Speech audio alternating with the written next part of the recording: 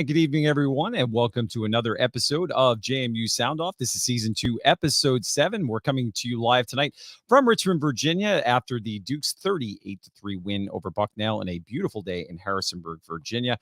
Before we get to what we think is going to be a really great show tonight, we've got Todd Centeo, former quarterback for James Madison University, to reflect on his time with the Dukes and give us some perspective on the quarterback room for the James Madison University Dukes, as well as Greg Madia from the Daily Progress to preview this week's big episode and big game against the University of Virginia Cavaliers, a game that is many, many years in the making.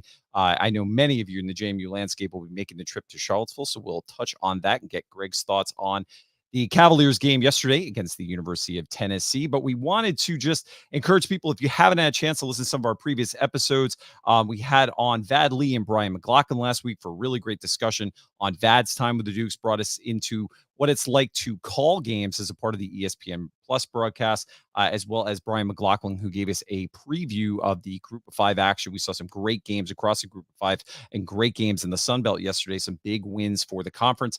We encourage you to check those out, especially on our Spotify and Apple podcast platforms. We're seeing tremendous growth in those. We want to just say thank you to everyone who is continuing to like, support, and review those. We appreciate everyone yesterday who came up to us in the tailgate lots. It was a really great day across the board in the lots. Taylor Atkins and Steve Brown and I had a chance to go around to some of the tailgate lots and had an opportunity to talk with people who stopped us and said they were really enjoying the weekly conversations.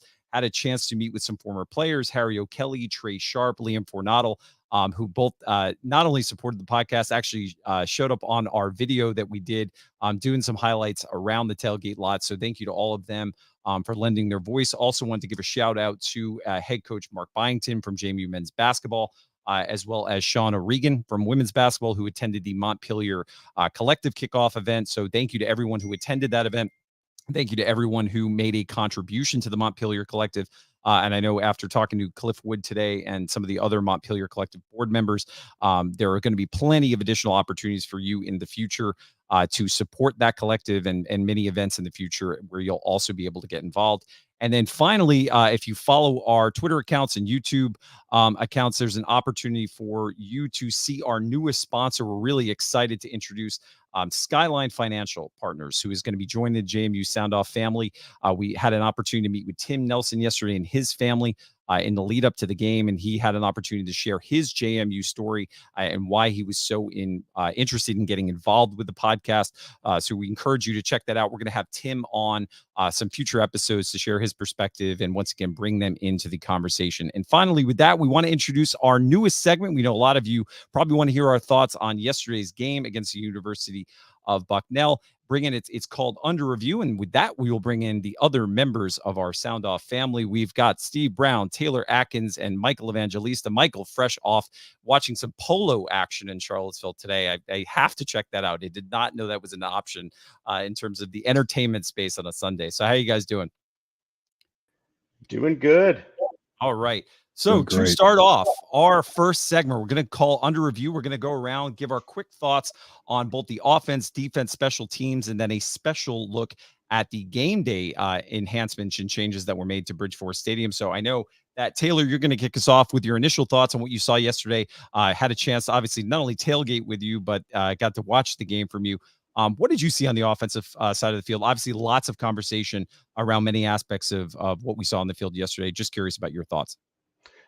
So I'm a big context guy, and I like to add some context to kind of what we're talking about. Expectations at JMU have always been high. I mean, we are one of, 4 teams in the last 20 years to not have a losing season. Our first year of FBS last year, we go into the top 25. We win the Eastern Division. And, I believe I just saw we're 49-3 at home in the last 7 seasons. So when you see those numbers, it's hard to not have very, very high expectations. And when you have not only an FCS school, but an FCS school that did not have a stellar record, I believe they were 3-9, 3-8 last year, somewhere around there. A lot of expectations were to come in. This is going to be a 40, 50-point game by halftime. And I think a lot of JMU fans were shocked to see a 17-3 score at the half. And I think the initial shock is, I think maybe it was that it wasn't so much that JMU was playing bad. It's just not the expectations of what, to be honest, is almost unattainable at times to continue that momentum. So just a couple of things. One, I did notice that of the 14 teams in the Sun Belt this week, 8 of them played FCS schools. So of the 8 schools that played FCS, the other ones playing FBS schools, we still had the largest margin of victory of any school in the Sun Belt. So I understand a lot of people wanted to see a 56-0 game, but when you look across the Sun Belt and the fact that 8 other schools were playing FCS schools, 38-3 was still the largest margin of victory of any school in the Sun Belt. As for our running game, I mean, I think we should be pretty satisfied. I think there is some work that could be done, but Kalen Black was averaging over 10 yards a carry. You had Palmer averaging 4.5. Tyson Lawton was 5.5. Barnett, when he was running the ball on some of those option plays, was averaging almost 6 yards a carry. So the O-line, I think, again, a lot of expectations. We've talked a lot about how many starts those guys have had, so we kind of expect that we're just going to run 60 yards for a touchdown every play. So I think the O-line, did really good. I think that, they will continue to improve, but that's a veteran offensive line. And then at the end of the day, I want to talk a little bit about, we saw 2 quarterbacks yesterday. I think what I saw was not so much a talent question, but an execution question. And that's what I kind of picked up from the press conference. So I saw a lot of talent in the 2 quarterbacks. I saw a lot of differences in the 2 quarterbacks. And at the end of the day, we've had almost a decade of our quarterbacks being offensive players of the year. Most of them have ended up in NFL camps. I have full faith and confidence in Cignetti and his staff to continue to do the work that they've had with quarterbacks. So I think there's a lot of improvement that we can have, but I'm still very excited for what the season holds on offense. Yeah, fully support all the guys that are playing. So at the end of the day, if you're out there and you're playing, full support to everybody. I watched the line play, so on both sides, and I watch the offensive line and the defensive line. So I do see the rest of it, but honestly, I'm watching to see what's going on in the trench, because what's going on there is going to dictate what's going to happen on the other pieces. So I thought there was really good blocking on the offensive line in the first half for the most part.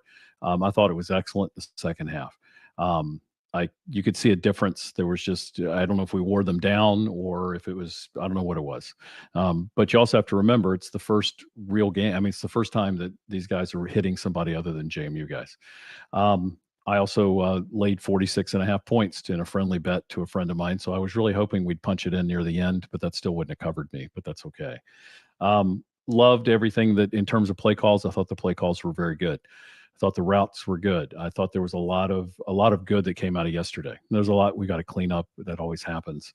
But at the end of the day, I feel really good watching this team and seeing where they're going to go. And so I know people are going to say, well, you always say it's great. I didn't say it was great. I said it was good. And I think, we got a long way to go to great. And I think anybody will tell you that. But we're pretty blessed at the end of the day. I know most people are going to pick some, nits here, but at the end of the day, that's a pretty doggone good performance. Put out and guys, like John said, did have some polo play today. So if you're ever in the Charlottesville area, feel free to come on out. It was a little warm, but we had the JMU tent for everyone to see. It was next to some UVA folks too, so that was some interesting banter back and forth. Taylor, Steve, love what you guys had to say. Couldn't agree more. But I'm not afraid to tell you how it is as well. Honestly, yesterday, from afar, we looked like a team that had the UVA score in the locker room and thought we would come out and it was going to be all gravy and we're going to come out with a typical JMU home victory. We looked distracted. Individual play aside, I think both sides of the ball didn't fire off. Bucknell didn't have better players, but they had better pad level all across the board. They played more physical. They wanted it. They knew we had a football game to play. And honestly, across the entire Sun Belt, Taylor, you love the point you made around like we had the largest margin of victory. I think all Sun Belt programs, maybe outside of like Texas State, need to stop reading the tabloids. You look at what happened against like Marshall and some other games, like Arkansas State just laying an egg. I don't even know who they play, but it was like 62-0. I think the Sun Belt in general needs to stop reading some of the tabloids about how great we are. So overall, it was interesting seeing from afar, but We looked slow. We didn't look like we were there. We didn't look like a typical JMU team that had a chip on their shoulder. And I think it was awesome, right, to have a game day in Harrisonburg. But I think at the end of the day, I would take yesterday's performance, 38-3, disappointing altogether, because we got the team's attention, right? Like going to UVA, I think we're like 6-point favorites coming out today. But I guarantee Cignetti has the ear of every single player in that locker room, which is good. Right. So all things considered, from a broadcast perspective, I think, there's a lot to improve there, but I know JMU is all over it. They know there's areas of improvement. I have all confidence with folks in that room. But yeah, we've got a lot to prove this week. I imagine practice is going to be crisp. Practice is going to be, everyone's going to be attentive to details. I think we've got a lot to prove before we go into Charlottesville for that noon kickoff on Saturday. Yeah, and I agree with a lot of what you guys said. Obviously, we're in section 109. We're pretty close to the field. We're behind the defensive units, and that's going to nice transition into looking on the defensive side of the ball. I'll just say, like Michael said, I am a big believer in that this can be a blessing in disguise in terms of, yes, there was a lot to clean up, a lot of execution issues. I agree with the point that was brought up that this was not a talent deficit in any way in the quarterback position, but the ball was being delivered, I think was being thrown at the right target. We just had some, either it hit the ground or it was a little high. Those are the types of things that I think Tino and this coaching staff have shown over time, that they're able to develop quarterbacks, whether it was what we saw in Todd last year and his growth and improvement, what we've seen in Ben DiNucci and Cole Johnson, who also had moments during their tenure where there were fans online chirping about if they should be the starting quarterbacks, and we all saw how that ended up. So as others said, really confident in this staff's ability to put us in the best position possible to be successful. I will say, I thought the body language on the sideline from the offensive group was great all night long. I saw a lot of those guys really going up to each other, giving a lot of support, whether it was supporting Jordan, supporting Alonza. That's something I always like to look for, and I think that bodes well. My last point on the offensive side, if there's an area that I'm concerned about, is the potential injury to Solomon Van Horst. Not giving inside information was mentioned as a part of the post-game press conference, mentioned in a number of media outlets. I thought he looked great yesterday, was dynamic in the special teams game. So if he's going to be out for any extended period of time, that's an area of concern for me. But with that, go back to you, Taylor. You sat with me in 109 right behind the defensive side. I know Cignetti in his post-game conference mentioned that there was some struggles in the first half on defense, but he liked what he saw in the second half. Maybe your quick thoughts on the defensive special teams effort yesterday from the Dukes. Yeah, I'm going to echo a lot of what Michael said. I mean, he just phrased it well. And I don't know. I can't speak for the players. I don't know if they're looking ahead. I don't know if they just weren't. But for whatever reason, we just weren't executing up to our level of talent. And this is the stat to prove it is Bucknell had 205 yards in the first half of offense. They had 4 in the second half. Okay, so something happened in halftime. The defense said, we know who we are. We know who this team is. And they came out and executed as they should have in the first half all along. So again, whether offense, defense, I'm not so much questioning. I saw the talent out there. It's the execution, and the why and the how is one of those things where I'm not concerned, because I've seen Cignetti teams before, and there's been very few times where that staff has given me reason to not think that we can't. I mean, you can't, what's my old high school coach always said, you can't coach talent, right? But you can coach those who are talented to execute the strategy that reach the potential that they know they can do. So I saw our defense transition. I have no doubt that with a new quarterback behind the center, that Cignetti and the entire staff are addressing that this week. And personally, I kind of like that we didn't have this blowout where the team got to go into UVA thinking they had nothing to work out. So that's where it is on the defense side of the ball. Special teams, though, just real quick, there's not really much to say other than they played almost a flawless game. There wasn't a lot of special teams to talk about. We made the one field goal we kicked. We made all of our extra points. Our punt returns were good. And I believe Bucknell had a total of 9 punt return yards and 0 kick return yards. So special teams, I think that's TBD, because there just wasn't a lot there. But I've seen no reason to be overly concerned about our special teams going forward. Yeah, I mean, I'll start with the defense. I thought the run fits were good. Better in the second half. Tackling was okay in the first half. Very good in the second half. And that comes from really not tackling much and thudding more than tackling. And I get it. And that's what we need to do to keep our guys healthy, but you're going to have some of that in your first game. So that's not a concern at all. The defense looked very good. Special teams, a little deeper dive, but not for long. Love the hang time on the kickoffs and on the punt. If you watch that pretty specifically, you'll see that I don't think they ran one out of the end zone, or even when it was kicked to them in the field of play. They fair caught everything on the kickoff. And it's because the kick was so high that our guys were in that guy's face before the ball basically came down. Same thing on the punt. And so when you punted, the punts were unbelievably high and good. So I thought it was great. I thought the returns were great. I'm going to fold in kind of the game day experience with mine too at the same time. Love the entrance. Love the fireworks off the Plecker Center. Love the DJ, if that's what it was, whoever it was playing the music. I thought it was good. Needs to be a little bit louder on the music, but at the end of the day, I thought a lot of the game day experience was really good. But please, whatever you do, who's running the board, get that graphic up that says quiet offense at work.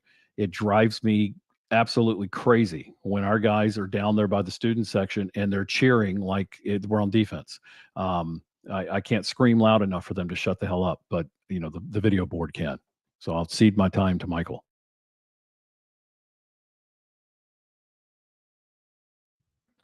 So defense wise, I'll start off with like some pros. I think we looked the part, right? When you watch like the first and second half, more of the second half, we look fast, right? We've got really fast players across the field. We run to the ball. We get to where we need to be. Love that about the defense. I think the con that I noticed, particularly on Saturday, and I think goes back to Steve's point, I think the thudding, right? Getting hit, right? I think the team just needed to get hit. You see that particularly in the first half. Second half, they settled in. But one thing I noticed that is very different from old JMU teams, and maybe this is overlooking attention to detail, but Bucknell, particularly in the first half, had a lot of cutback, weak side wins that we never saw before. And maybe that's just over pursuit. We were too excited. A lot of folks are just running around, forgetting about the backside. The quarterback pulled it a couple times. It was very like atypical of JMU. But the good news, right, is that we can change that. That's all schematic. So I agree with Taylor. The talent is there. We need to execute better. Special teams loved it. Trent Hedrick, I think he had that block, I think in the third or maybe even second quarter. A shout out to him, sophomore linebacker out of Richmond, St. Christopher High School. Really good play there. But I think at the end of the day, we don't know. Hansen looked great. Didn't muff any punts. I think field goal kicks were great. I think shout out to our new long snapper. I think Cade Schickel is his name. Replacing the great Kyle Davis of 5 years. I think he did phenomenal. Can't complain more. I think back to John's point, Van Horst, hope he comes back healthy because he looks like a big game changer, not just in the return game, but you probably notice him going out in the backfield, doing some quick screens, quick pop screens here and there. That's going to be really big going down the road. You guys all kind of mentioned some of the things I was going to say on the defensive special teams. I will just say one interesting stat line that came out was our starting field position. Our average starting was the 46-yard line. So that is an indication that our special teams are there. As you mentioned, the punter, our transfer, really as advertised, had an opportunity to really pin them in deep. And that bodes well for the future, especially if we're in some tight games, as we've all seen in the past. Special teams can be a real difference maker. I will say the only concern I had on the defensive side outside of what you all mentioned is the potential for more injuries in that. When we went into the season previews, we looked at if there was an area of concern, was in our depth on the defensive line. Obviously, we saw some of the players that went down during the game. Hopefully, they're going to be able to come back. But again, if we have some extended injuries that keep some of these guys out for long periods of time, that's going to just test this depth. And it's something we're definitely going to have to look for. Switching to the game day atmosphere, I will say I'm always very careful when it comes to game day ops to say it's just our perspective, and everybody in the fan base who was in that stadium is going to have a unique perspective. I personally never even went to the concession, so I can't even say. I don't know why I didn't. We had a really good meal before the game, had a pizza oven in our tailgate spot, so I was full, didn't wind up going. I heard from some people that said the grab and go was a much better experience, especially for if you needed to get beer or chips. Heard the concession lines were still a little bit long for some of those traditional items.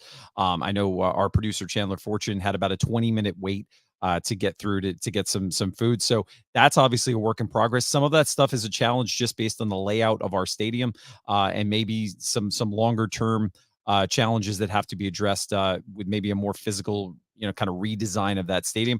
I will say this: if you're somebody in the comments, if you're somebody watching this broadcast and you had a different experience or saw some things you liked, some things you didn't like, put them in the comments. We'll try to feature them as we go throughout the broadcast. But I will say, I love the fireworks, love the tunnel entrance, as other people mentioned. We had a new public address announcer yesterday who made his debut. And I know they're trying to work out some of the timing now, as there's been some shifts in how the national anthems and how the band interacts with the DJ and music experience. That's all something that I guarantee the staff at JMU is going to be probably reviewing now that we have a few weeks before our next home game. And all I'm looking for from a fan is to see that growth. We want players to grow from week 1 to week 2 to week 3. Let's hope the game day ops and the staff at JMU listens to the feedback from fans and listens to those who have an opportunity to share their feedback so that we can continue to enhance. We see a chat comment from Facebook from Lee Wells, who said he had a great experience with concessions, especially beer. So hopefully the JMU staff and faculty are watching this, because this feedback is going to be important as we move into the future, as we continue to try to make this the best game day atmosphere as we can. Last thing for me, shout out to the students. They were there early. I thought they were engaged. And that's something that was a big storyline last year. I actually thought, considering the game and the heat and everything, the students stayed pretty good for the most part, especially when you compare them to the alumni section. So shout out to the newest class. As we move throughout the season, we'll get our student correspondent to offer more perspective, Annie, on what's going on with students on campus. And with that, that will wrap up our first ever version of the Skyline Financial Partners Under Review. We'll try to give you our thoughts each and every week as we look back on the week-to-week matchups for JMU football. And with that, we are excited to bring on our guest tonight, somebody that needs really no introduction in the JMU landscape, somebody who came onto the scene in year 1 with James Madison University, burst out to having one of the best and most historical performances as a quarterback where any player has done for JMU football, and that is Todd Centeo. So Todd, thank you for joining us on the discussion. First of all, how are you doing tonight? I'm good. How are you? I'm honored to be on here. Awesome. Well, Todd, obviously there was a ton of conversation yesterday about the quarterback play. So we're not going to get you to address specifically what you saw on game day, because I know there's some things that you know a lot of the players involved with this. So, but we wanted to ask you right off the top, it's something when I was in the sidelines from 109, I found myself wondering, what's it like for a quarterback? Probably, whether it was in high school or any of your 3 stops in college, you probably had one of those games or a quarter or a half where seemingly everything went wrong. What's it like? Take us maybe inside the helmet for when you have those moments and you walk to the sideline, for how you process that, how you try to get through that.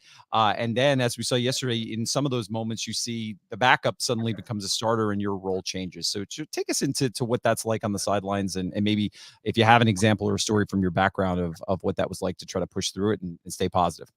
Well, no doubt you kind of like you're in your feelings about it, and you're thinking about like, man, how could I do that? Man, why did I do that? And things of that nature. But at the end of the day, you got a coach like Tino who's going to tell you the next throw is always the most important, and you got to keep leading. You got the rest of the game to keep playing. So if you go out there and just have that type of mentality, you'll be able to overcome all that kind of stuff. I did that against App State last year. I got hurt third play of the game.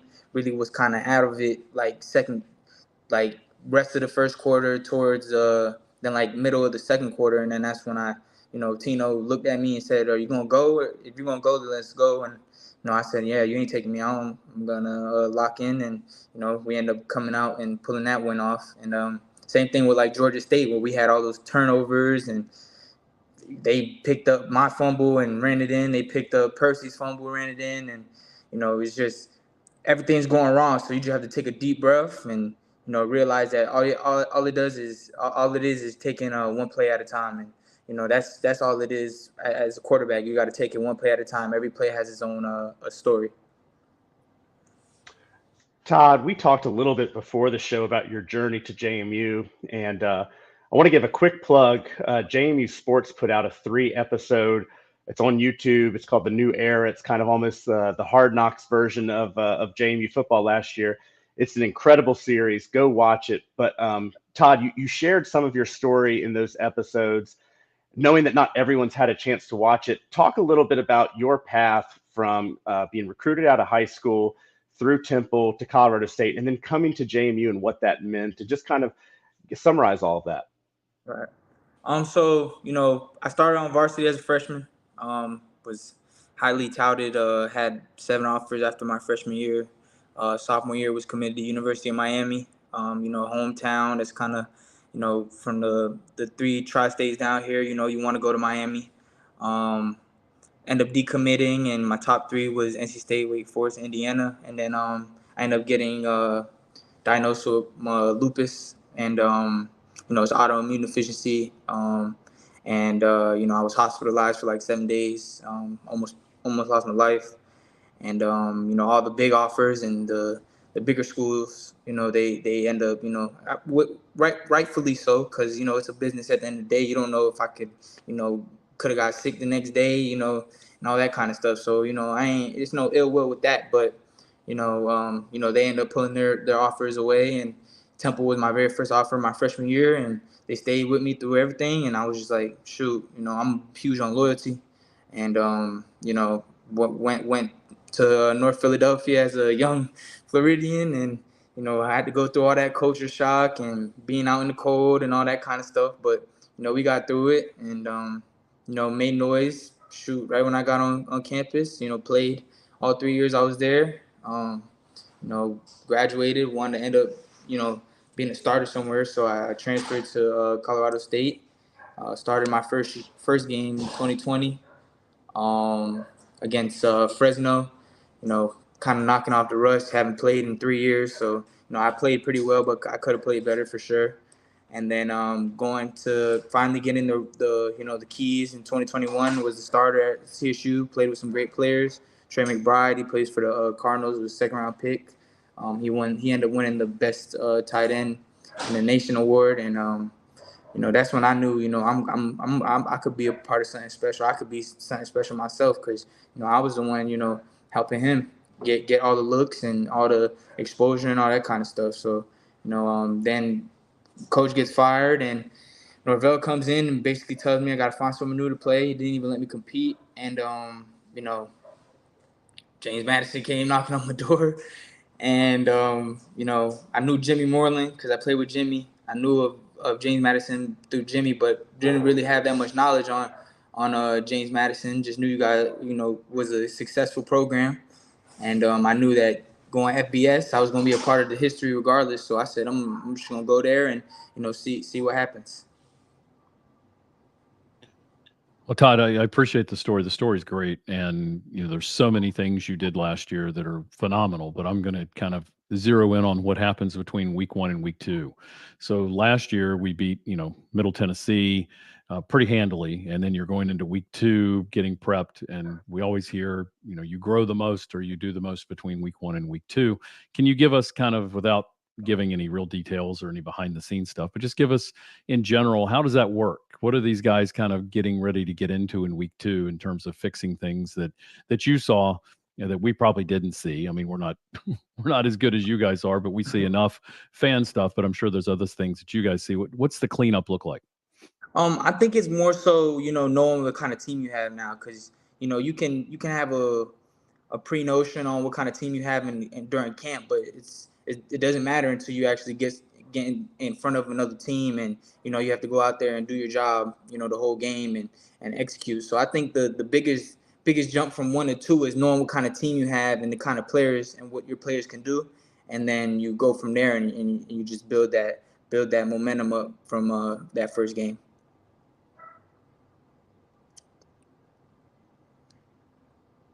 The culture of JMU, right? So you came in, obviously known about the storied program. Love that you played with Jimmy. We all very much enjoyed watching Jimmy Moreland play for all those years.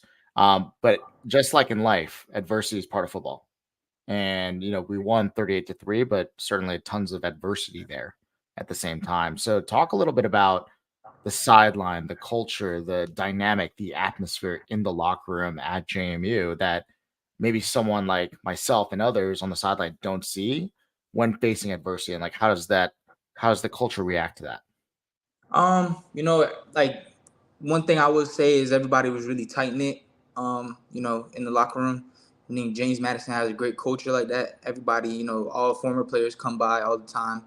and all that. So, it's really a brotherhood. And when you have a brotherhood and, one person is down, you just lean on the other person. And, that's one thing I would say with James Madison. Like at Temple University, we had a really strong brotherhood those 3 years I was there. And shoot, we went to a bowl game every season. And then I went to CSU where it was kind of different. It was kind of a little,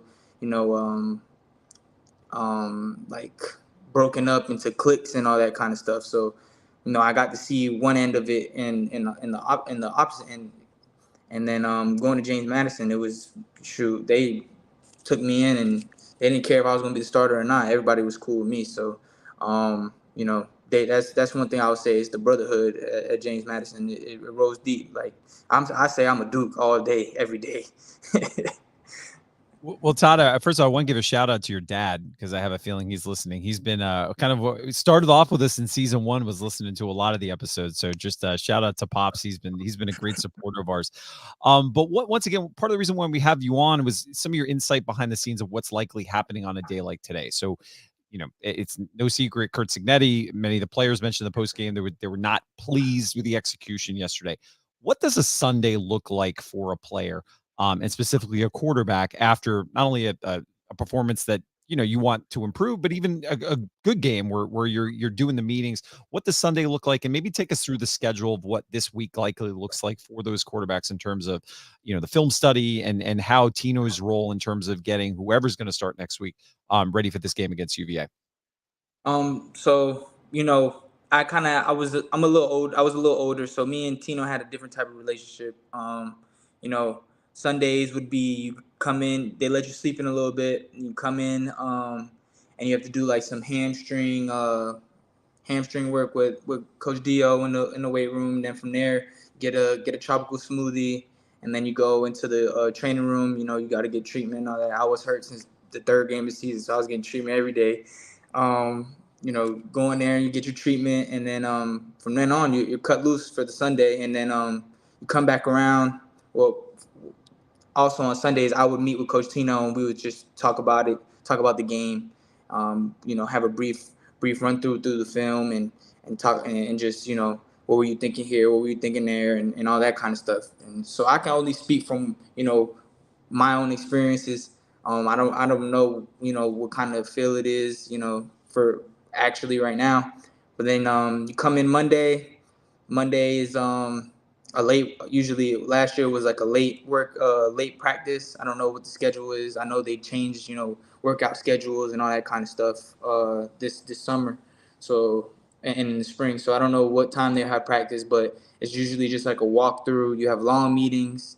You go over you put the game to rest, then you get your intro to the next team, and then you have long meetings of like the base calls and what they're thinking and all that kind of stuff.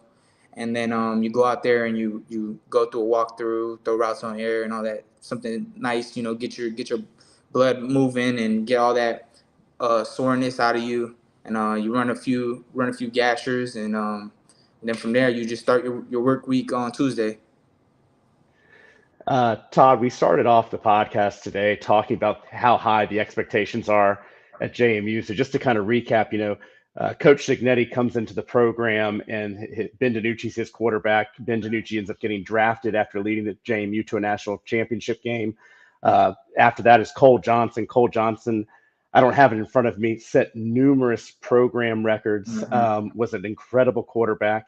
And then you come in, there's high expectations, but it's also JMU's first FBS season. And a lot of people were saying, look, we just have to expect that we're just going to win 4 or 5 games this year because it's a new level. You come in, you take the team to 8-3, top 25. So some people online talk about Coach Cignetti as a quarterback whisperer, his staff, and that he has this way with developing quarterbacks. Can you talk a little bit about that reputation, and do you feel that that's valid? And what is that? What is behind that reputation of being a quarterback whisperer? I'm not gonna lie. It's I think it's the coaches and knowing how to get the best out of everybody. They knew how to get the best out of Cole.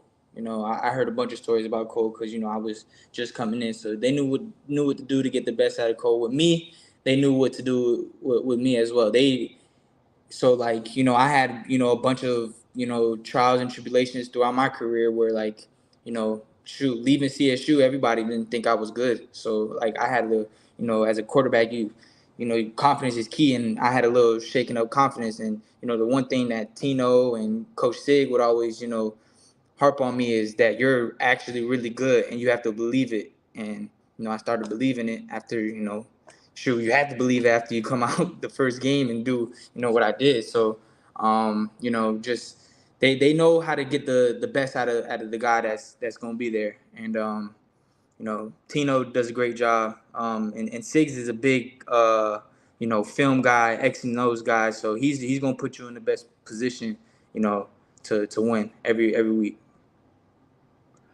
Well, you got 3 former quarterbacks that are kind of working with you with Shanahan and Tino and Signetti. So it's that is kind of quarterback you in a lot of different ways. And it's a talent management issue.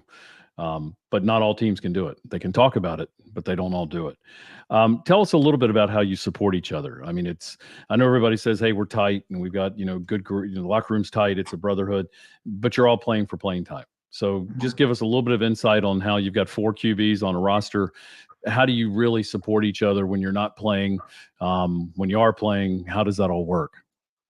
That's a weird dynamic. So like, I will say that's a weird dynamic. Everybody's trying to be that guy. There's only one quarterback on the field.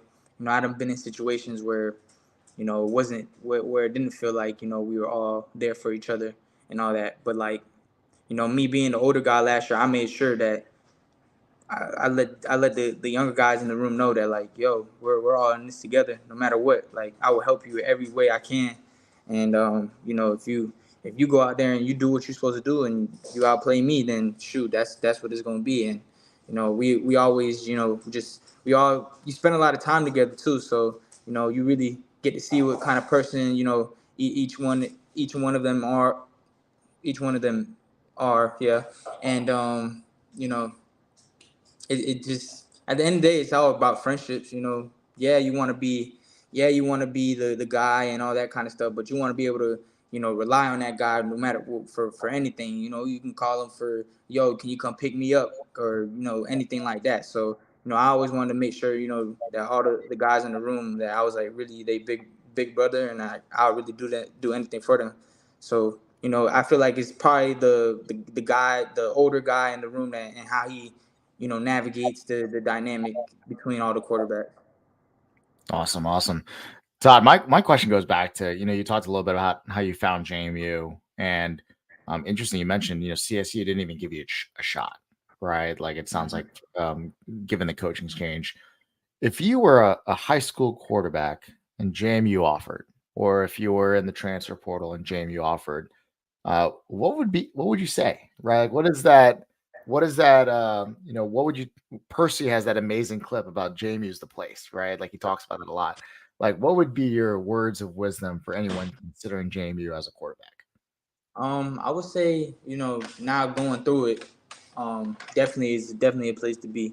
They're gonna put the ball in your hands and let you, do what you do best. And the offense is great. It's a tweener between Signetti's concepts and Shandy's concepts and Tino's concepts. All of them been great places and had great success at other schools, and it's just a combination of just great minds on offense.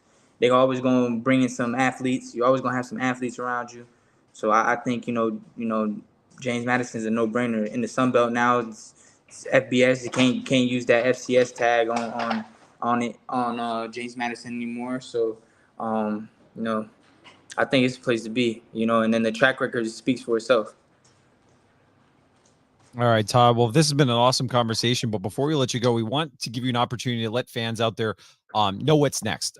For some of us who followed your post JMU career, we know that you had an opportunity to sign on with an XFL team, but give maybe fans who are interested in continuing to cheer you on, where you kind of are now in your training, and what's kind of your schedule maybe over the next couple of months as you get ready for not only the XFL but potentially some other potential pro opportunities as you move into the future.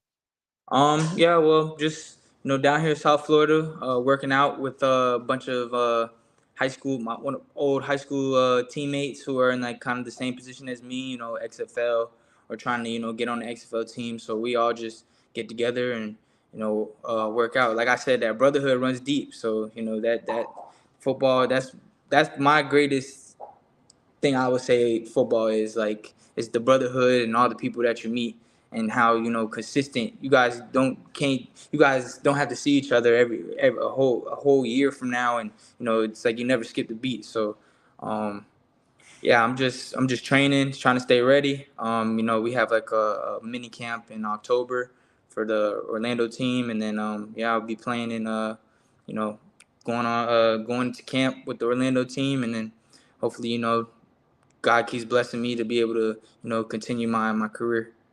Well, I'll say our producer can back this up if anybody questions it. I became a Seattle Super Dragons fan because Ben DiNucci was there. Now I'm an Orlando fan, so definitely be rooting you on. And then I promise is the last question for you.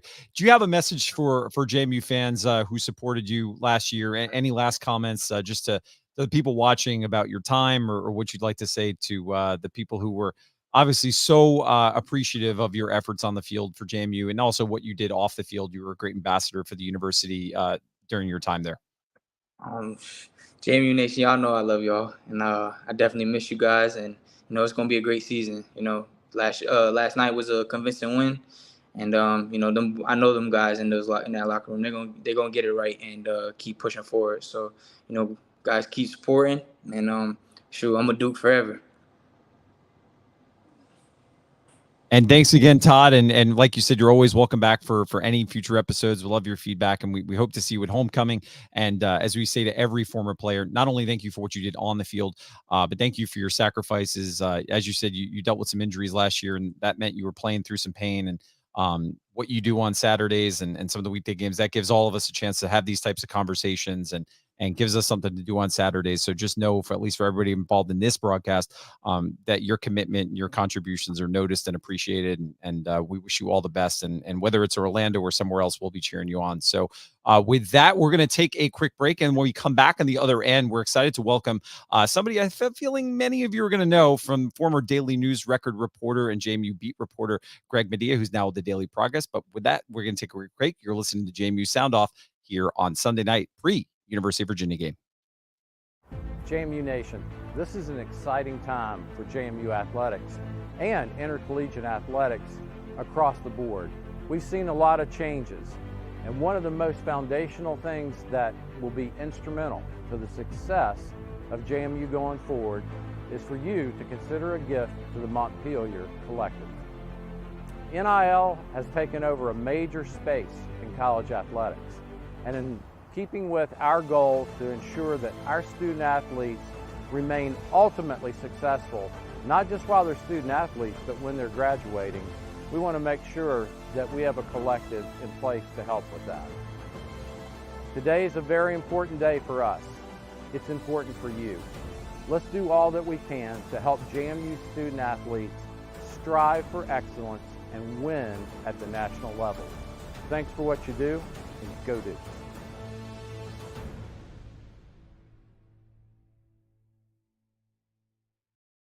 All right, and welcome back to JMU Sound Off. And with that, we're excited to get right into our next conversation with Greg Madia, formerly of the Daily News Record, now with the Daily Progress. First of all, Greg, it's great to see you on a JMU football game week, helping us preview out. We've been really blessed to have on Noah Fleischman and Shea Metlin. I know guys who are at the Daily News Record doing great work, but as many of us have said, timely conversations in the past, you meant a lot to this fan base. So it's great to see your coverage again, even though you're more focused on the University of Virginia sidelines. So we know that you were out in Tennessee yesterday, getting a chance to see UVA, the team that JMU will play next week. Just maybe starting off, tell us about your trip to that game and what you maybe kind of high level thoughts saw from the University of Virginia in their week 1 matchup against Tennessee. Yeah, John, first, good to be with you and good to be with you guys. First and foremost, for Virginia, yesterday was really about getting back to game action, right? They went through the tragedy last November with the shooting on campus that killed 3 players, Lavelle Davis Jr., Deshaun Perry, and Devin Chandler. And it's been an effort, right, to get back to some kind of normalcy. You don't want to say, it's been dealt with just because a new season begins, but it was a sign of moving forward, right? That the program could start to move forward. So important from that point of view, just for UVA to get back out on the football field after everything they had gone through. Mike Hollins, who was also a surviving victim of that shooting, led them out of the tunnel. So there was some inspiration there. As far as the game itself, Virginia is in the midst of a rebuild, right? I think that's fair to say. In Tony Elliott's second year at the helm, they didn't get the result they wanted. Tennessee is a top 15, top 10 team, depending on how you view them. You look at the Volunteers, number 12 in the AP poll currently. And they're coming off a very successful season with going to the Orange Bowl, winning the Orange Bowl, and beating Clemson in that game. Beat Alabama last year, and they had some talent on that other side of the field, no doubt. Joe Milton, the quarterback, was terrific, and the pace in which they play at wore down Virginia's defense a little bit, especially in the second half.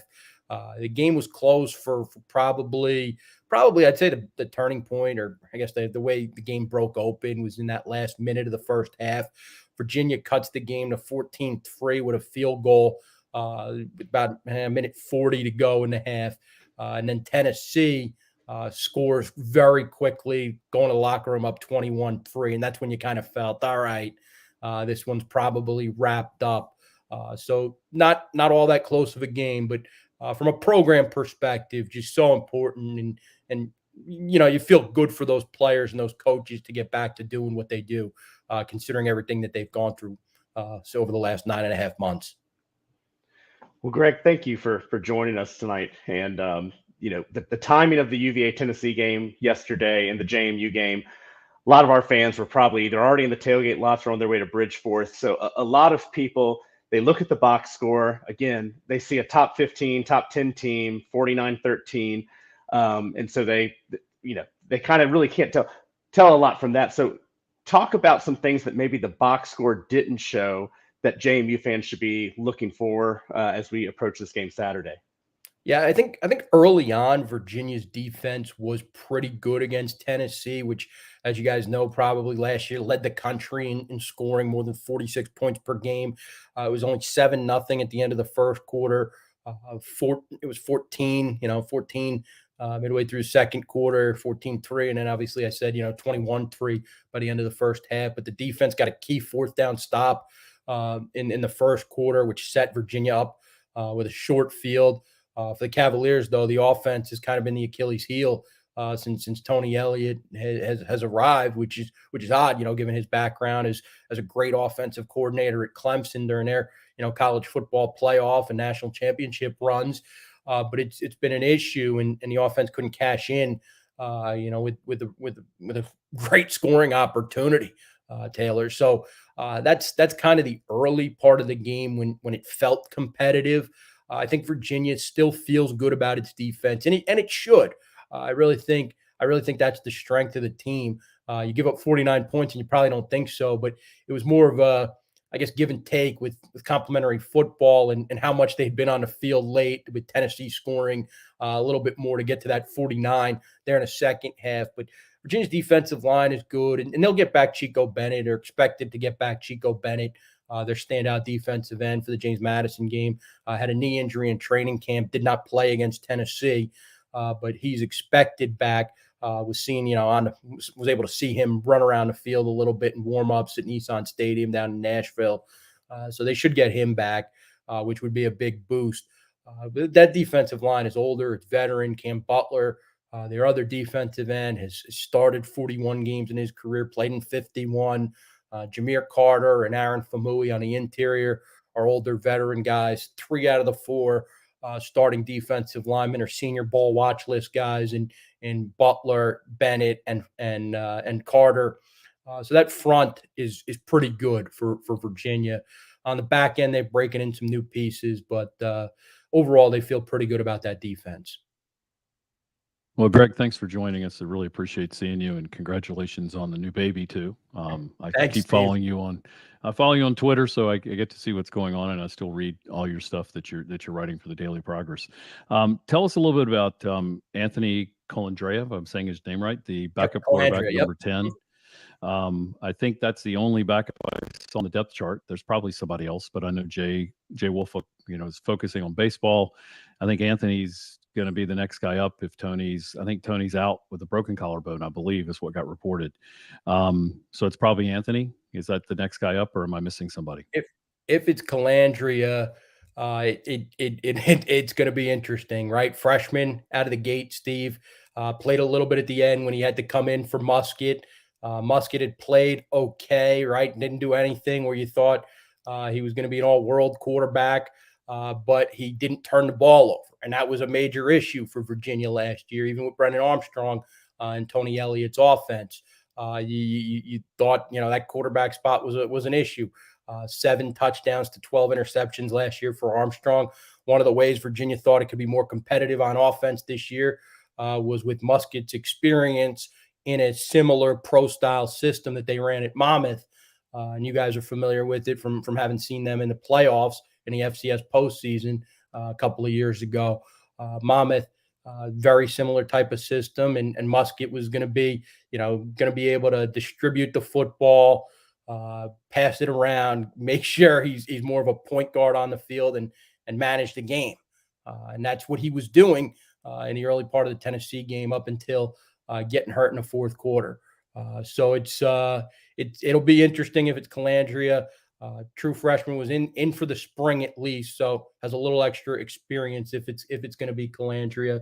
The other quarterback on the roster, the third guy would be Grady Brosterhouse, who was formerly committed to another FCS program as a walk-on and walked on to UVA. Excuse me.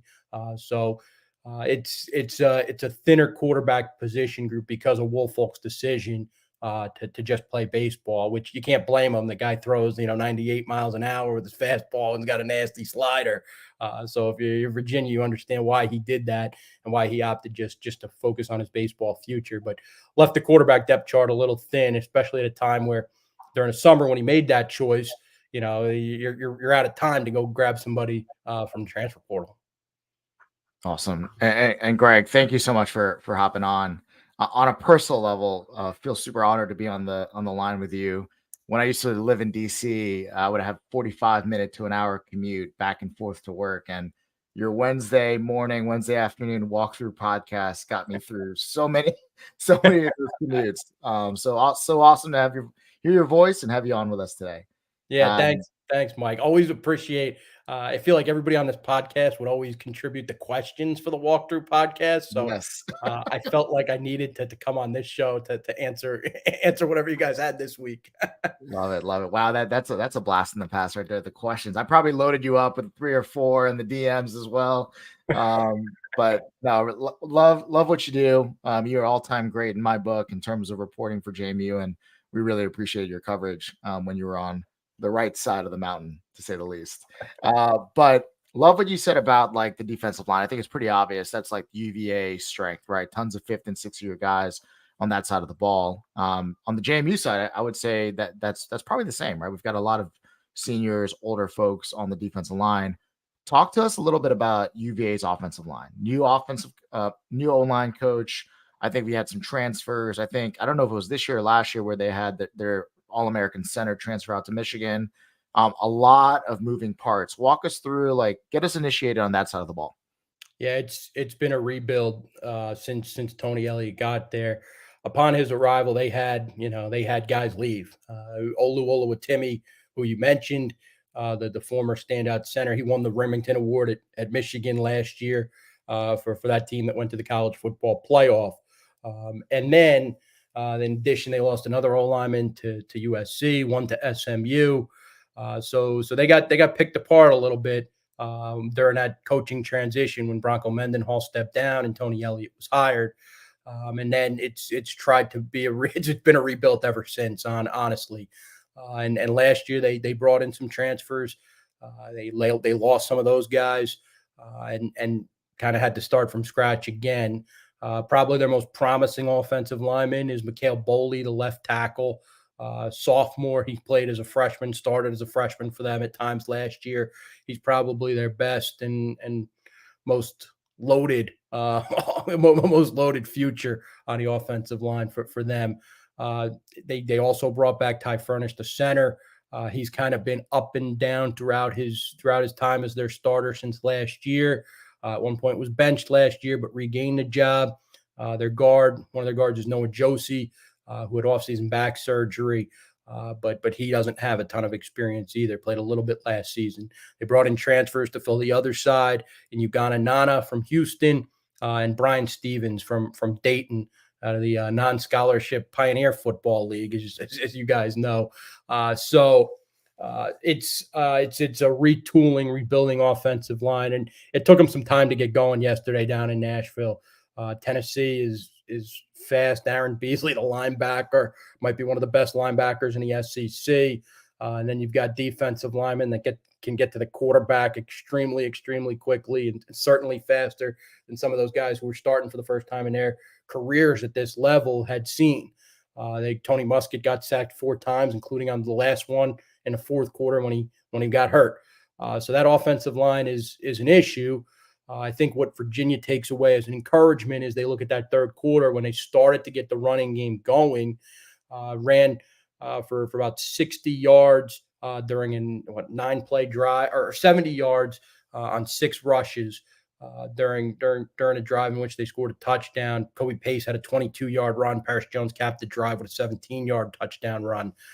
Maybe they're encouraged a little bit by that they were able to actually get the running game going. And even Tony Elliott had said afterward that they probably should have stuck to the run game a little bit earlier, got aggressive early on, maybe a little unnecessarily against Tennessee. And that in order to get the running game going, you got to stick with it, even if it's not working, because they had they had defensive linemen in the backfield with some of the passes they had early. For sure. And I think, like, historically speaking, right, UVA has always fielded some solid offensive linemen. So no doubt that I'm sure Elliott's going to get those boys ready to go for this Saturday. I think for like the JMU faithful, we've got some familiarity with the roster, right? Obviously, Virginia team. Mike Green's younger brother, Malcolm Green, I think is now at corner over there for UVA. Obviously, Tony Muskett from Monmouth. On a personal level, I think Malachi Fields, Monticello High School grad. So familiar with him. Outside of the D-line, what's a position group that JMU fans should look out for as another strength of the UVA roster? It's probably the running back group. Offensively, they feel like they've got 3, maybe 4 guys that can play and give them quality carries. Kobe Pace is the Clemson transfer, was with Tony Elliott at Clemson and had a lot of success with Elliott there a couple of seasons ago. But then Will Shipley emerged at Clemson, who's one of the top running backs in the ACC. Pace decided to reunite with Elliott, and they're hoping to make some magic work again. You've got Paris Jones, who's an older veteran, senior, experienced player, scored a touchdown yesterday. And then there's Mike Hollins, who I already touched on, kind of their inspirational leader. Can play too. He can absolutely play, catch the ball out of the backfield, run it when he needs to. So they've got 3 that they kind of rotate in and out. They feel really good about the depth of that running back position. They probably feel a lot better about it if their offensive line was a little better. But that's a work in progress right now. But they feel good about that running back group. Greg, I won't ask you to give your prediction because I know you want to maybe save that for some of your articles. But the line did come out this afternoon. It's JMU's a 6-point favorite as of now. And just from hearing you talk earlier, it sounds like, both JMU and UVA have some question marks on their offense, and both JMU and UVA see their defenses as kind of their strength. So, I mean, just kind of give an overall, do you see this being a good matchup? Do you see it be a low scoring, high scoring? Just kind of what's your overall feeling after what you saw yesterday, and then also what you saw from the JMU game? Yeah, it's probably going to be lower scoring. I would assume that both defenses play well early, and both defenses try to get to the quarterback, disrupt, and hope maybe they can get a turnover for a score, right? And score that way early. But I think James Madison probably feels decently about Jordan McLeod after he came in and threw the ball a little bit better than Alonzo Barnett did. It's interesting. I thought Barnett was their guy. But once the bullets start flying, I guess, so to speak, and game action starts happening, things can happen and changes can be made. But I think I think it's, first of all, it's just a good game for both schools to play it, right? It's been since 1983 that this game was played. It's been a long time coming, and I think even Tony Elliott had said last year, it's good to play the James Madisons and the Old Dominions, right? You recruit against some of those schools sometimes, and it's good for the state rivalry aspect. So I think it's good from that perspective, and I think from a fan interest perspective, right? For all the craziness in college football and realignment. And James Madison's in a good spot in a very regionally based league. But when the ACC is adding 2 schools on the West Coast and the Big 12 spans from Utah to Florida, and it just keeps growing, and these leagues are changing. It's nice to have some rivalry games and some familiarity. And I don't know if you can call it a rivalry yet, right? They've only played a couple times in their history, but it's good to at least know people on the other side of the fan base and on the other side of the coin. So I think from that perspective, it's a good thing, and will be interesting. Well, Coach Elliott really enjoys this type of a rivalry. We'd be more than happy to welcome the Cavaliers into Bridgeport Stadium on a pretty regular basis. Would be fun. And you're right. This is the first time in 40 years that we're getting to hook up with them. And I wanted to ask you, I guess, more about the kind of the memorial part. This is their first time back home. Do you know what's planned? I mean, I'm going to be wearing an orange ribbon on my purple shirt. This is bigger than football. Anytime you lose, anybody, and, want to be respectful, of course, and we always would be respectful, but are they doing something before the game or, right before the game? I was told we'll find out, media members will find out Tuesday exactly what's happening. But even this past Saturday down in Nashville, there's a moment of silence before the game.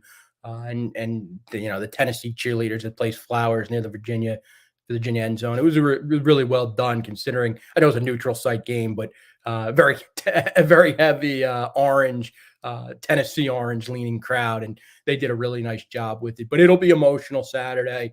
I'm sure the Virginia fan base will show up in support of these players that have been through so much. And the Cavaliers, they introduced for this season, because of what happened, legacy patches that are worn on the jersey numbers of the numbers Lavelle Davis Jr., Devin Chandler, and Deshaun Perry used to wear. Players who are currently wearing those numbers. There's a patch on it with Davis, his name, Perry's name, Chandler's name, because the program decided, they want it to be visible on the field. Virginia's got helmet decals too, and even Tennessee wore them this past Saturday, which was a nice touch.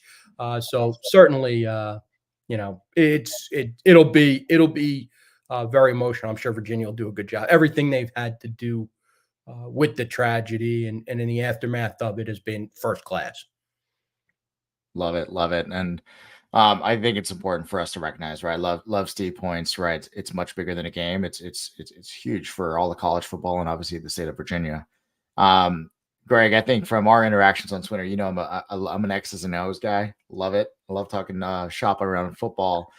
I know last year was, I think his name was Kitchings, came from the Atlanta Falcons as a running back coach, turned OC. Tough time, right? Getting Armstrong into that offense. 2 questions for you. Love to kind of hear how you think he's learned over the first year being the offensive coordinator. Maybe what has he changed around the offense based on certain strengths on the team? And then I'll put you on the spot. What are some areas do you feel that UVA wants to exploit on JMU side based on matchups or based on what on the roster and maybe from chatter from the offseason? Yeah, I think with Kitchings and really Elliott too, right? He's an extension of the offense for sure, given his background.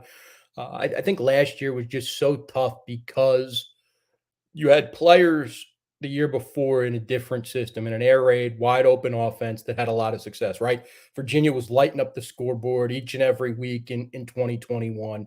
And when players have success in something and are being told to do something else, it doesn't always go well. I think the intent was there from a lot of the players, but as it didn't click right away, people, you can question it. It's just natural. And I think there's something that you can't overlook when you go through a transition as significant as that, right? There was a little backyard football-esque to Robert Anai's offense, the former offensive coordinator under Bronco Mendenhall, where Armstrong could fly around, run around a little bit, and fire the football and throw it to his receivers, and the receivers could run downfield and make catches. It was classic air raid stuff that dates back to time with Mike Leach. So when the transition happened, it was moving to a pro style offense based on precision, timing, rhythmic routes and passes, and running game, and making great play action throws. It was so different, and Brennan Armstrong hadn't done that. So it was a hard transition, probably one that everybody involved underestimated going into last year. And then as far as the matchups with James Madison, Virginia does have a bigger wide receiver on the outside in Malachi Fields, the Monticello High School product. They got him the ball against Tennessee, and there was some thought even post-game that they probably should have tried to get it to him a little bit more. 4 catches for 63 yards yesterday against the Vols. He's a big physical target, and I wouldn't be surprised if Virginia tries to get him the ball, take advantage of that. And I think if they have to play Calandria, they're going to be committed to running the ball at least a little bit. And Calandria's got some elusiveness. He can factor into that running game too, but you can't get him hurt if he is the guy, because that quarterback room is thin. So, Greg, before we let you go, we did want to give you an opportunity to look back maybe at your time covering James Madison and the many years of your coverage. So I've always said there must be something special in the water cooler at the Daily News Record. I had a chance to work under Chris Simmons when he was there, and obviously Mike Barber's great work, Matthew Stose, and so many others who have covered the JMU football beat. I just wanted to ask you, how do you reflect? How do you look back in your time at the Daily News Record? And is there a favorite moment maybe of your time in terms of your coverage of JMU, not just football, but the athletics program in general, that when you look back on your career, you'll think of? Yeah, I enjoyed it. That beat was great. The access was terrific. So no complaints from me. And I look back and I think, it was really good for me that I came in at the same time that Mike Houston came in, right? We had a good understanding of what each other wanted to do. And I was able to really have some good access that allowed me to do my job well. I think that's just how I look back at it. And then that team, they had likable players who were willing to share stuff, and there weren't a ton of people around, right? I could show up to practice and stay there the whole time, right? It was a little different than it is now.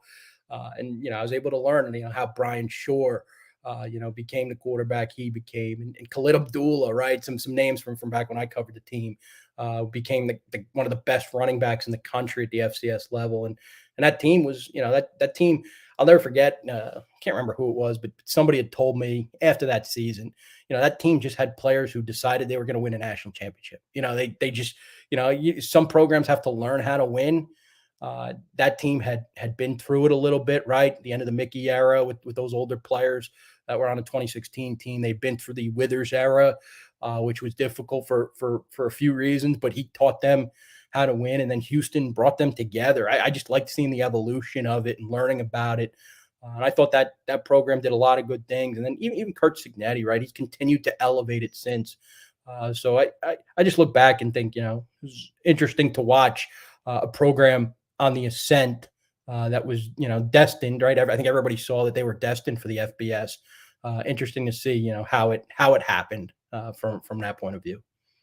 Well, Greg, that's really all we had for you tonight. But I just hope you see the fact that so many JMU football fans still follow your work. That's a testament to how much I think you meant and how many connections you made with fans across the JMU landscape. And I hope you appreciate that, because that's not always the case. I think I probably a lot of times when people post, hey, I'm transitioning to other paper, the first thing the fans do is probably hit the unfollow button. A lot of us have continued to follow you, and that's because you offered amazing coverage and amazing access, and gave us a chance to have something to talk about each and every week. And as Michael said, you filled a lot of road trips with your coverage. So on behalf of everybody here and everybody in the JMU landscape, thanks again, and we'll be continuing to read your stuff, and hopefully it leads to more games between JMU and UVA in the future. Yeah, thanks for having me on, John, Michael, Steve. Really appreciate you guys having me on to talk about the game and UVA and where the program is at. Awesome. And eventually I hope you get to the Mets beat so You can. I don't know if I want it. I don't know if I want part of Through that. my sorrows of that, but no, I'm just unbiased. But thanks again, Greg. And with that, we'll bring back the other guys of our Sound Off crew to get us ready for what's going to be one heck of a week as we're all heading to Michael's backyard, literally and figuratively speaking, for pre and post game activities. As I still have to figure out the navigation sense of where I'm meeting Taylor, so we can figure out where we're going to park this week. But guys, first of all, really great discussion today. As always, thank you to our guest Todd Centeo. Man, he's great not only on the field, great as a podcast guest, and then Greg Madia. I mean, come on. But guys, any last thoughts before we give our viewers on the road? We'll go around the horn one last time as we get set for a game. Once again, decades in the making. I think that's just it. I mean, Steve brought it up. It's been 40 years in the making. The school's right on the other side of the mountain. This has been something I think JMU fans enjoy the week leading up to this game, enjoy the pregame and hanging out with fan base, both their fan base and ours before the game. And like I said, there is a lot there might be some question marks, but there's a lot to be excited about, a lot of football to play. It's very cliche. I know sometimes we get kind of maybe accused of being a little the Kool-Aid's always purple and the purple sunglasses are always on, but I just think that Coach Cignetti and what he has done here with teams over the last few years at JMU, I give him all the grace and confidence to prepare us for this week, and I expect the Dukes to go out there and win. I mean, I think that Vegas believes it, I believe it, and I'm looking forward to going to Charlottesville. I was 20 years old when we played freaking UVA in 1983. I had hair and no gray hair. So we won't even go there, but I've had this circled for a long time. When Houston was here and we were going to the touchdown dinners here in Richmond, I sat near Bronco for 3 of those years and talked to him about getting a game with us. And he kept saying, give me time, we'll get it on the schedule. I knew we weren't going to play him after George Wall. If we beat him in 82, was at that game too, almost beat him in 83, but was happy that they got us on the schedule. And my hope is we can get them at home. That'd be great. So Saturday's going to be emotional in a lot of different ways. This is the team I follow after JMU. Always followed them, grew up in Waynesboro, that Fishersville area. I've always followed, UVA sports. JMU is a number one. UVA is a distant 2, but have had a lot of fun in Scott Stadium, and I'm looking forward to Saturday, looking forward to how they celebrate these young men and the lives that were lost. And, there's a heavy heart going into there for those families and those young men, for that team. But I'm looking forward to what we do, and I think our guys will be respectful as well. But once the game gets played, everybody will be playing, and I think it's going to be a good day for the guys in the purple and gold. I guess we'll be in white, so I'll be wearing my away jersey, which is my away Duke Dog shirt that's be white. But really looking forward to seeing everybody on Saturday. I think we'll have a pretty good crew from Harrisonburg there. So looking forward to seeing you guys. All I have to say is this is what college football is about. 45 minutes from each other, right over the mountain on both sides. Being in Crozet, my purple and gold flag is high and proud, but I am surrounded by orange and blue every corner. But I think this year there is a mutual respect. John alluded to the fact that I was at a polo match and there was other UVA tents around there, and all countless people walk up. Hey, am I going to see you next Saturday? You excited for the game? I think there's a mutual respect there, particularly this season, and with the success the program's had. And I think we talked about the 40 years difference after we beat them, being at the FCS level. There was nothing UVA can win right playing this game. So I think it's exciting. It's what college football is all about. If you're a player at UVA, if you're a player of a JMU, if this game doesn't get you up, I don't know what will. And I think also at the same time, I'm really excited to see and hopefully be proud of the purple in Scott Stadium next Saturday, because of all the talking online, in person, the pride that we share. I was with a William and Mary grad last week, a neighbor of mine. He goes, out of all the schools, JMU fans have the most pride of people I talk to. So I'm really excited for everyone from Northern Virginia, Richmond, 757, North Carolina, in Charlottesville and Harrisonburg. Make the trip. It's going to be an exciting time. It's an exciting time to be proud of being a JMU Duke and to showcase at a national level, and in Charlottesville. So I'm pumped. And if you're around, come to Crozet afterwards. We'll have a lot of Filipino barbecue. Yeah, that's what I was going to ask about is what's on this Filipino barbecue menu. I'm going to take a quick sec. I'm excited. That's what I know is on the top of my agenda for the post game is seeing. I have a feeling you're going to put together quite the spread. But but I'll say this. I want to pivot to something that Taylor said, and as he mentioned that sometimes you get accused of being what is it called, strange JMU fanboys, and I think some of us are unapologetic, and that's a badge of honor that we'll wear. But there's been a lot of chatter about yesterday. People saying they didn't like this or they didn't like that. Turn the page. That's my advice. Enjoy this week. We don't know if it's going to be another 5, 10, 50 years, however, until we get to play them again, especially with all the craziness around. There's going to be a lot of people, both in purple, you're going to know, a lot of people in orange and blue, you're going to know. I'm personally glad that my employee review happened last week because my boss is a UVA grad, so he can't hold it against me. But like you said, this is what's great about college athletics is the banter and back, and why I think so many of us were excited about this Sun Belt move is that we're having more of these opportunities to play programs that we're all familiar with, to play programs that we have history with, and to play programs where, once again, the bragging rights, the back and forth banter that I'm sure will exist in many text threads and in social media all week. So embrace it, enjoy it. And with that, thanks guys for another awesome conversation. I do have to give a shout out because I don't know what your parents are like, but my parents figured out how to watch this on their YouTube app on the smart TV, which is an amazing accomplishment. So mom and dad, if you're listening, you figured out the source button. So we appreciate that. That's awesome. And we hope that means future episodes you'll be able to tune into. And then I think my kids are watching at home. So too. So I know we have a lot of family around in the backgrounds of a lot of these broadcasts. So to all the family members who let us do this on Sunday nights, thank you.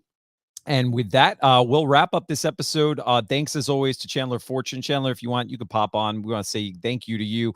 You made the production as high quality as it's been since we've changed this format. So thank you to Chandler. Chandler also helped out yesterday in the tailgate lots, making sure that our tailgate highlights video looked good, as well as our video with, once again, our new partners from Skyline Financial. We will once again have them on a future episode so you can meet Tim and the team over at Skyline, and we're appreciative to them, appreciative to our support from the Montpelier Collective. And with that, we will see as many of you as possible, hopefully next week, noon kickoff in Charlottesville. And with that, this has been another episode of JMU Sound Off. As always, we hope you follow us on Spotify, Apple Podcasts, and all the platforms where the Sound Off brand is on. And with that, we'll talk to you next week as a recap for JMU and the University of Virginia.